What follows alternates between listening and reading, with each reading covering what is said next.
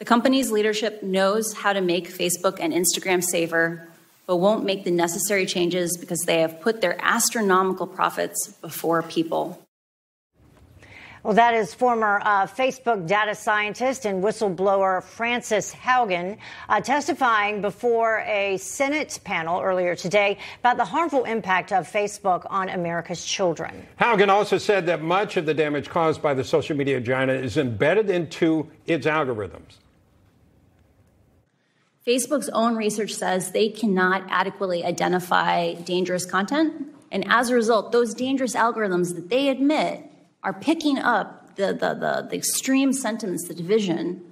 They can't protect us from the harms that they know exist in their own system because it is causing teenagers to be exposed to more anorexia content. It is pulling families apart. And in places like Ethiopia, it's literally fanning ethnic violence.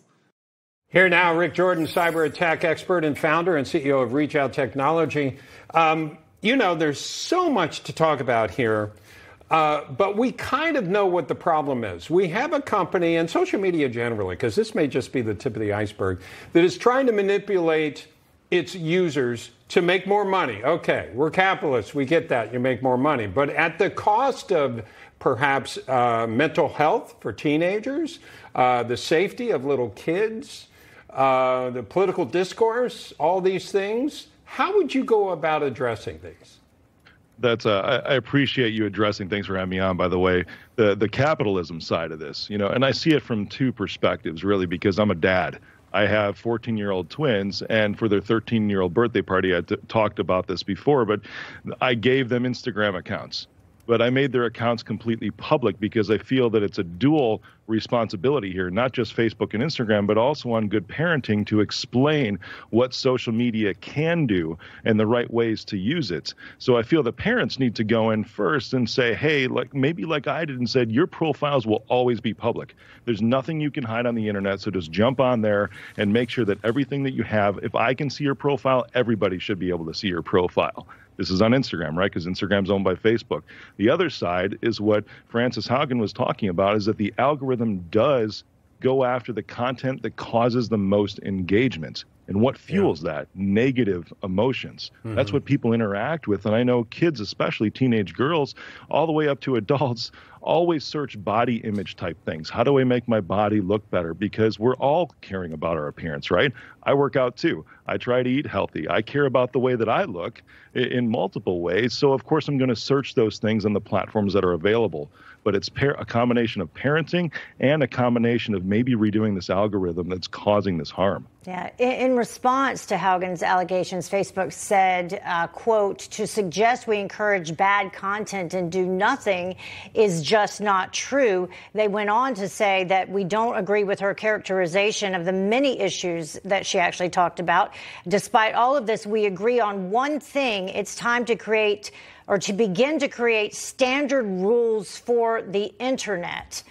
Do you think that is a good idea, or is that a dangerous idea, or even possible to create these standard rules?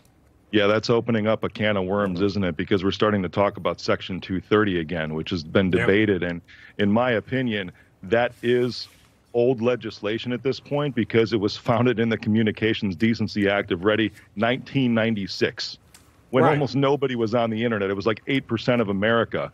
Does there need to be overhaul to that? Of course there does. Because what kind, though? What kind, though? Just to fast forward this a little bit, Rick, because I think everybody agrees that should be looked at. But some people say thrown out, define them as a media corporation and make them act like a newspaper. Or is there something else? And you, as a cyber expert, considering what the most dangerous things are, how do you amend that section so that we find it more palatable? That's an amazing perspective because I feel that transparency is really the way to amend that. So does that mean treating them like a regular media agency? It could. You know, because Google, I think, has a little bit better transparency than Facebook does. And I know Frances Haugen talked about this, too, to where you understand how Google's algorithm works.